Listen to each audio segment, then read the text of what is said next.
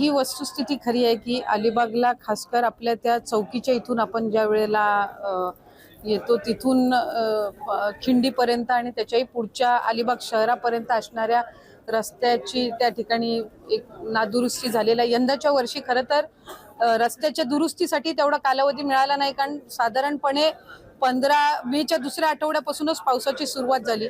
आणखीन 15-20 दिवस आम्हाला पावसाची शक्यता वर्तवली गेलेली आहे।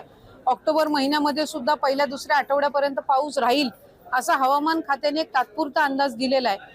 त्याच्यामुळे साधारणपणे त्या रस्त्याची दुरुस्ती करणं हे अत्यावश्यक आहे आणि ही बाब आम्हाला सगळ्यांनाच म्हणजे तितकीच महत्त्वाची आहे आणि याची जाणीव आहे। त्यामुळे संबंधित विभागाकडून लवकरात लवकर त्याची दुरुस्ती करण्याच्या दृष्टिकोनातून आम्ही नक्कीच त्यांना कडक सूचना या दिल्या जातील।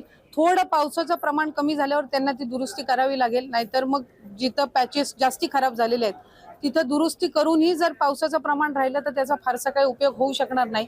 पण कायमस्वरूपी मार्ग पुढच्या कालावधीमध्ये त्याला नक्कीच काढावा लागेल आणि ह्या बाबीकडे आम्ही सगळेच प्राधान्याने त्या ठिकाणी लक्ष देऊ याची खात्री मिळाली।